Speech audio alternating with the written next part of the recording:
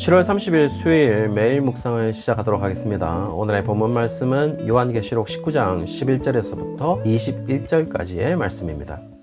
오늘 본문은 백마를 타고 오시는 그리스도에 대한 환상과 짐승과 땅의 왕들과의 마지막 전투에 대한 환상을 이야기해주고 있어요. 11절에 보시면 하늘이 열리고 백마와 그것을 탄 자가 있다라고 이야기해주고 있죠. 그리고 그 이름이 충신과 진실이라고 이야기를 합니다. 여기서 충신이라는 말은 피스토스라고 되어 있고 신뢰할 수 있는 충성스러운 믿을 만한 이라는 의미를 가지고 있어서 우리가 가장 잘 알고 있는 이 단어의 번역은 충성입니다. 그리고 진실이라는 단어는 알레디노스라는 단어인데요. 진실한, 참된, 사실의라는 의미를 가지고 있고 우리가 잘 알고 있는 단어는 이 단어의 명사형으로 알레데이아라는 단어이고 그 알레데이라는 단어는 진리, 참됨이라는 것으로 알 수가 있습니다. 따라서 조금 직역적 번역을 하면은 그 이름은 충성과 진리라고 이야기할 수 있을 듯 합니다. 여기에서 우리는 백마 탄 자가 예수님이라는 사실을 충분히 예상할 수 있어요. 다른 분으로 해석되지가 않습니다. 그렇다면 지금 예수님이 충성이고 진리라는 것을 이야기해 주고 있죠. 예수님은 요한복음 14장 6절에서 이미 자신을 진리라고 이야기했고 예수님의 사역을 보시면은 하나님의 계획을 충성되게 이루는 자로 보여주고 있기 때문에 예수님의 사역의 특징을 이야기한다면 피스토스 그 자체로 신뢰할 만한 충분한 근거를 가지신 분이다 라는 사실을, 그리고 그분이 바로 예수님이다 라는 사실을 알 수가 있죠. 그리고 12절에 외적인 묘사가 이어지는데요. 눈이 불꽃 같다라고 이야기하고 있고 머리에는 많은 면류관이 있다라고 나와 있어요. 그리고 우리가 조금 알기 어려운 이야기를 하는데요. 이름을 쓴 것 하나가 있으니 자기밖에 아는 자가 없다라고 이야기를 하고 있습니다. 따라서 지금 백마 탄 자만 자기 이름을 알 수 있다라고 이야기하는 것을 보면 주님만이 자신의 이름을 알 수 있다라는 것인데, 그것은 주님이 모든 사람들이 모를 것이라는 것을 가정한다기보다는 철저하게 주님을 알 수 없는 자들은 알지 못할 것을 이야기하는 것으로 보입니다. 마치 주님의 이 공생의 기간 동안에도 예수님의 정체가 알 사람에게만 공개되었듯이 말이죠. 사실 구약에서 다윗과 같은 메시아가 오실 것임을 이야기하고 있지만 신약에 살아가는 이스라엘 백성들은 사실 예수님을 그분으로 알지 못했던 것처럼 철저하게 예수님의 정체가 숨겨져 있었던 것과 동일한 모습을 이야기하고 있는 것으로 보여요. 그러나 숨겨지는 것이 목적이 아니고 오로지 알 사람들에게만 공개되어야 하는 목적을 가지고 있음을 알 수가 있는데요. 오로지 예수님은 제자들만은 자신의 정체를 정확하게 알기를 원했으니까요. 13절에는 또 다른 이름이 나오는데요. 피 뿌린 옷을 입은 하나님의 말씀이다 라고 이야기를 해주고 있어요. 여기에서 피는 누구의 피인가에 대해서 여러 가지 견해가 있습니다. 첫 번째로는 예수님께서 십자가에서 흘리신 피다 라고 말하는 사람도 있고, 둘째로는 순교자의 피다 라고 말하는 사람들도 있어요. 셋째는 예수님의 대적들의 피로 보는 견해들도 있습니다. 이렇게 심판자로 오시는 분의 모습이 피 뿌린 것 같은 붉게 물든 옷을 입고 오는 모습은 구약에 보시면은 이사야 63장 1절에서부터 3절까지 보시면 발견이 되는데요.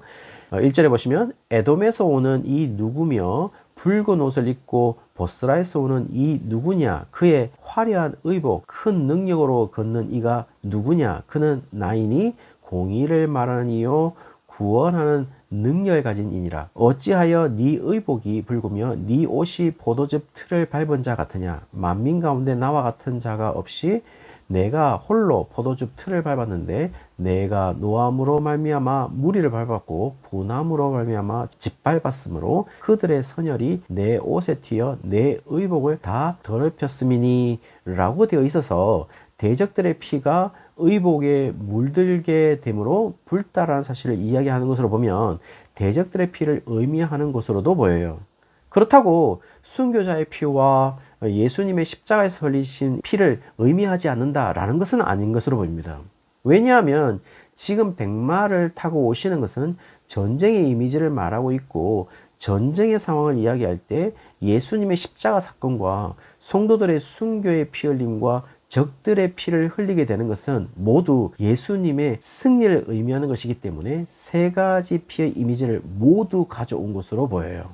그리고 그런 승리로서 피를 흘리게 될 것이라는 것이 하나님의 말씀으로 정해져 있다는 것을 의미하고자 이름이 하나님의 말씀이다 라고 이야기하는 것으로 보입니다. 그래서 14절에서 16절까지 만왕의 왕과 만주의 주로서 반드시 이 전쟁을 승리할 것을 이야기해 주고 있죠. 지금 정확하게 이야기하고 있는 것은 전쟁에 승리할 것이라는 사실을 이야기했을 때 대적자들도 피를 흘리지만 예수님도 십자가에서 피를 흘리실 것이고 순교자들도 피를 흘리기 때문에 자칫 대적자들이 피를 흘리는 것은 우리가 승리하는 모습일 수가 있지만 순교자들이 죽음으로 마무리되는 것과 예수님도 십자가에서 죽음으로 마무리되는 것은 승리가 아니라 철저한 패배처럼 느껴질 수도 있을 것 같아요. 그러나 오늘 본문에서는 이 모습을 패배라고 이야기하지 않고 승리하는 모습으로 백마탄 모습은 전쟁을 승리한 개선 장군이나 왕의 모습이면은 분명해 보인다라는 것이죠. 따라서 그분이 진정한 왕이고 주님이시기 때문에 당시 지금까지 바벨론 제국의 왕이나 바벨론을 의미하는 로마의 황제는 진정한 왕이거나 주님일 수 없다는, 그러니까 큐리오스가 될 수 없다라는 사실을 이야기해 주고 있죠. 17절부터는 그 전쟁의 모습을 그리기 시작합니다. 상당히 특이한 그림은 심판의 도구가 나오는데요. 공중에 나는 모든 새이고 이 새들이 18절에 왕들의 살과 장군들의 살과 장사들의 살과 말들과 그것들을 탄 자들의 살과 자유인들이나 종들이나 작은 자나 큰 자나 모든 자의 살을 먹을 것을 명령을 받습니다.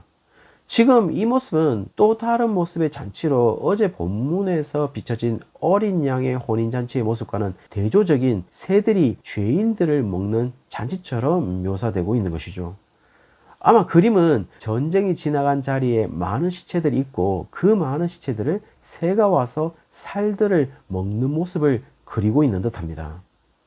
정확한 전쟁의 상대자는요, 19절에 짐승과 땅의 임금들과 그들의 군대들로 그들이 모여서 백마를 탄 그리스도와 그의 군대와 더불어 전쟁을 한다라고 이야기를 해주고 있어요. 이 모습은 요한계시록 16장 14절과 16절에 보시면 그리스도와 전쟁을 하기 위해서 모이는 모습과 상당히 유사하게 그려지고 있어요.